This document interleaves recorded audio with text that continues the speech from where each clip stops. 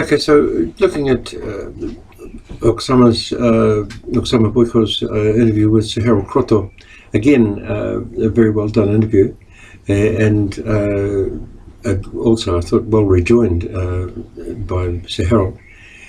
There's some obviously some huge issues here, particularly to do with the idea that Islam is some kind of judicial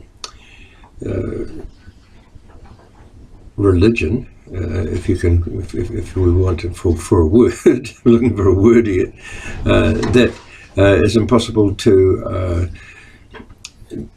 distance, so that we have no division of church and state, according to Sir Harold, in Islam, but we do in Christianity, and this is some kind of critical difference, and it's to do, according to Sir Harold, with the New Testament being a development from the Old Testament, and a development from a situation where there was no separation of church and state to one where there is, and he kept referring back to the founding fathers of the American Constitution, and saying that this division of church and state is integral to the West and not found in the Middle East, not found in the Arab world.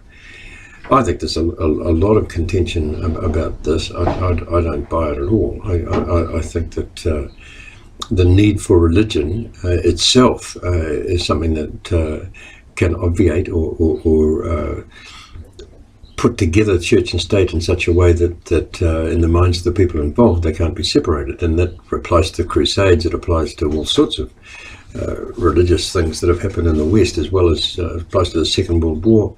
It applies to the rise of ideology and in the West, and goodness gracious me, I just don't think you can do this. And I think this whole separation of this kind of religion allows church and state to be distinct, and this kind doesn't. And that there are bloody passages in the Quran and so forth, as if there aren't in the Bible. I think that there's all sorts of questions that have got to be asked about that. But coming to some interesting hairs that are running, I guess, is the way to put it here. Why are people from, say, Neasden or North London or somewhere being attracted to go and fight in Syria?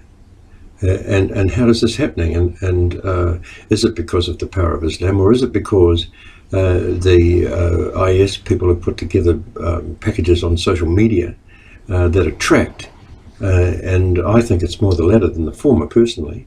I think that any religion has its appeal, and Islam certainly probably has its own. But I do think that the social media and the power thereof is something that we're not really analysing sufficiently. And the buzz, the excitement, the frisson, the draw of all this is not being analysed, and wasn't analysed, I don't think, either in this interview by Oksama or in his rejoinders, Sir Harold's responses, when I think it should be. I think we're underestimating the sheer power of the sequence of images, the group identity, and the offerings of social media to, as I say, the person on the Neasden omnibus or whatever, Clapham bus or whatever. And I'm using those expressions. I'm in New Zealand. I know London as a visitor, but I wouldn't want to speak for Londoners. But the fact is that people are being recruited from there, and they're going to do these acts. And Sir Harold kept talking about a reversion, really, a reversion to beheadings and so forth. This type of act that he located in the 7th century, I think, at some point. I'm not quite sure why, or whether, in fact, I heard him properly, because I listened to it again. But this is right. This is true. That the call of all this is sufficient to take someone who wouldn't normally behead a mosquito to go to Syria or wherever and engage in this kind of regression to a point where both Oksama and Sir Harold dwelt on the qualifications of the people joining IS, and the qualifications of people in, for example, Hamas was shown on screen.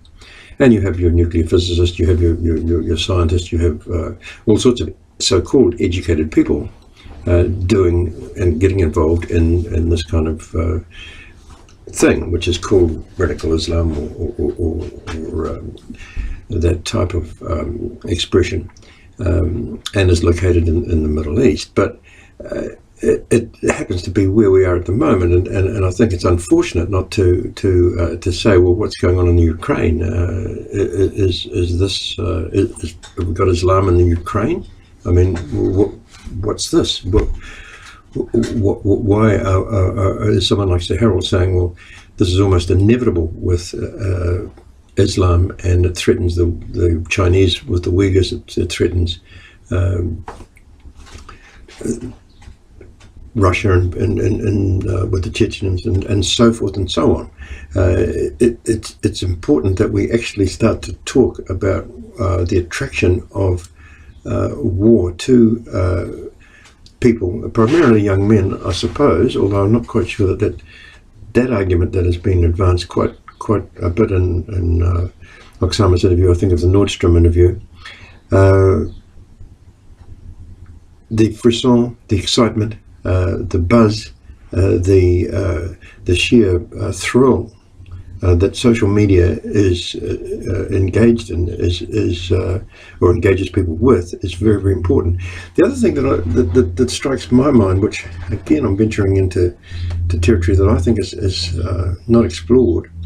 I've explored it a bit in my own writing with pretty hard look over many years at in various ways and in various editions of a book called What Do We Know About the Mark on the Wall, which follows Virginia Woolf's essay on this and talks about how ideas swarm, how ideas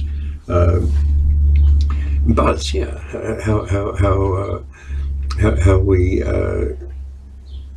how our minds work with respect to excitement. And I'm not quite sure whether we've looked at that sufficiently, A, with regard to religion, so whether or not the actual atmosphere, be it the lighting of incense or whatever, or the calling to prayer for this religion or that religion, the sheer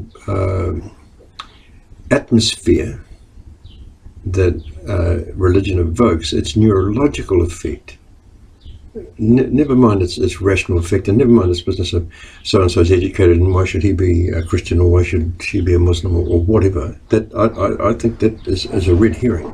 I don't think we've done enough research on the draw, the sheer emotive and visceral draw of religion to people. And I put that alongside the draw of social media, because when you've got that mix, it's almost combustible. And this, I believe, is something that we really haven't done the work on. You're with Peter Cleave.